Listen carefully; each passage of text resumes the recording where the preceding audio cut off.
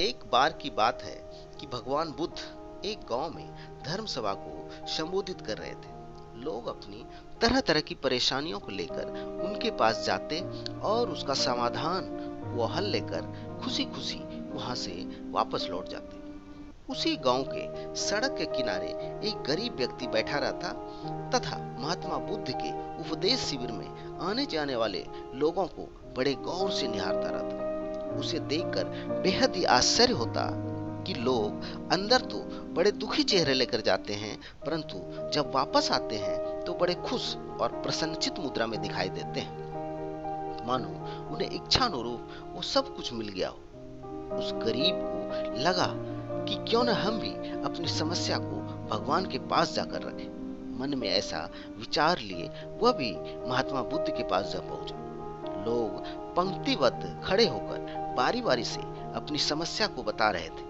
जब उसकी बारी आई तो उससे पहले महात्मा बुद्ध को उसने नमन किया और फिर कहा, भगवान, इस गांव में लगभग सभी लोग खुश और समृद्ध हैं, फिर मैं ही क्यों गरीब हूँ। इस पर महात्मा बुद्ध ने मुस्कुराते हुए कहा, तुम गरीब और निर्धन इसलिए हो क्योंकि तुमने आज तक किसी को कुछ दिया ही नहीं। यह सुनकर वो गरीब व्यक्ति बड़ा ही आश्चर्यचकित हुआ और बोला, भगवान, मेरे पास भला दूसरों को देने के लिए है ही क्या। मेरा तो खुद का गुजारा ही बहुत मुश्किल से हो पाता है। लोगों से भीख मांगकर तो अपना पेट भरता हूँ।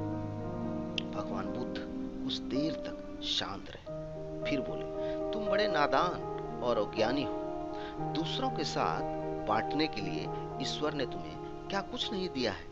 मुस्कुराहट दी है जिससे तुम लोगों में आशा का संचार कर सकते हो। मुख दिया है ताकि लोगों से दो मीठे बोल बोल सकते हो, उनकी प्रशंसा कर सकते हो। ईश्वर ने जिसको भी ये सभी चीजें दी है वह कभी गरीब और निर्धन हो ही नहीं सकता। निर्धनता का विचार आदमी के मन में होता है। यह तो एकमात्र भ्रम है, इसे निकाल दो।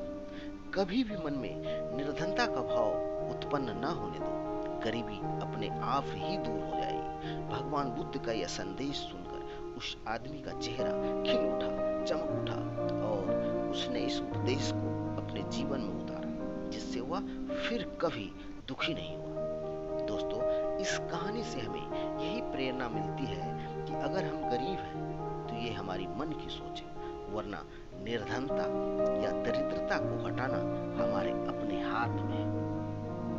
हमें दो हाथ हैं, दो पैर हैं, मस्तिष्क है, बुद्धि है, और फिर भी अगर हम गरीब हैं तो निसंदेह दरिद्रता का कारण दुर्बुद्धि है और निहायत ही हम पर ये सभी दुर्गुणों का दुष्प्रभाव होगा। पहला, आलस्य में समय गंवाना।